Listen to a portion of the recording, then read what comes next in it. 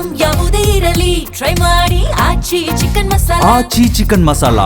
ರಾಜ್ಯ ರಾಜಕೀಯದಲ್ಲಿ ಮುಂದುವರಿದಂತಹ ಕಸ ಕಚ್ಚಾಟ. ಡಿಕೆಶಿ ವಾರ್ನಿಂಗ್ಗೆ ವಿಪಕ್ಷ ನಾಯಕ ಆರ್ ಅಶೋಕ್ ತಿರುಗೇಟನ್ನ ಕೊಟ್ಟಿದ್ದಾರೆ. ಕಸ ವಿಲೇವಾರಿ ಮಾಡೋದಕ್ಕೆ ಸರ್ಕಾರಕ್ಕೆ ಯೋಗ್ಯತೆ ಇಲ್ಲ. ನಮ್ಮ ಮನೆ ಮುಂದೆ ಕಸ ಹಾಕಿ ಪರವಾಗಿಲ್ಲ, ಜನರೇ ನಿಮಗೆ ಚೀಮಾರಿ ಹಾಕ್ತಾರೆ. ಈ ಗೊಡ್ಡು ಬೆದರಿಕೆ ಎಲ್ಲ ಬೇಡ. ಸಮಸ್ಯೆಯನ್ನ ಬಗೆಹರಿಸೋದಕ್ಕೆ ಹಣ ಬಿಡುಗಡೆ ಮಾಡಿ. ನಮ್ಮನೆ ಮುಂದೆ ಕಸ ಹಾಕಿದ್ರೆ ಅದು ನಿಮ್ಮ ದೌರ್ಬಲ್ಯ ಅಂತ ಹೇಳಿ ಬೆಂಗಳೂರಿನಲ್ಲಿ ವಿಪಕ್ಷ ನಾಯಕ ಆರ್ ಅಶೋಕ್ ಆಕ್ರೋಶವನ್ನು ವ್ಯಕ್ತಪಡಿಸಿದ್ದಾರೆ.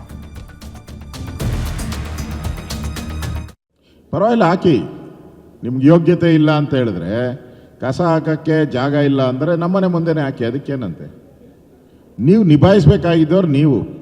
ಅಲ್ಲಿನ ಶಾಸಕರೆಲ್ಲ ಗಲಾಟೆ ಮಾಡ್ತಾ ಇರೋದು, ಅಲ್ಲಿನ BJP ಶಾಸಕರೆಲ್ಲ ಗಲಾಟೆ ಮಾಡ್ತಾ ಇರೋದು, ಜನ ಗಲಾಟೆ ಮಾಡ್ತಾ ಇದ್ದಾರೆ, ಹಳ್ಳಿಯ ಜನ ಗಲಾಟೆ ಮಾಡ್ತಾ ಇದ್ದಾರೆ.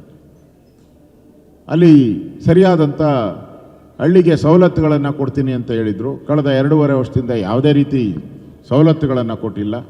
ಹಿಂದೆ ನಾವು ನಮ್ಮ ಸರ್ಕಾರ ಇದ್ದಾಗ ಆ ಭಾಗಕ್ಕೆ ಎಲ್ಲಿ ಕಸ ಹೋಗುತ್ತೋ ಆ ಭಾಗಕ್ಕೆ ಅಭಿವೃದ್ಧಿಗೆ ಹಣವನ್ನು ಬಿಡುಗಡೆ ಮಾಡಿದ್ದೀರಿ. 100 ಕೋಟಿ ಹಣವನ್ನು ನಾವು ಬಿಡುಗಡೆ ಮಾಡಿದ್ದೀರಿ. ಇವಾಗ ನಿಮ್ಗೆ ಬಿಡುಗಡೆ ಮಾಡೋಕ್ಕೆ ಹಣ ಇಲ್ಲ. ಕಸ ಈಗಾಗಲೇ ರಾಶಿ ಬೆಂಗಳೂರಲ್ಲಿ ಬಿದ್ದಿದೆ, ಕಸದ ರಾಶಿ.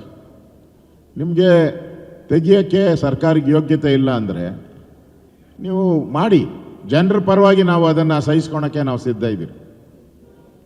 ಹೆಂಗೂ ಈ ಸರ್ಕಾರ ಪಾಪರ್ ಅನ್ನೋದನ್ನು ಜನಕ್ಕೆ ಅರ್ಥ ಆಗಿದೆ.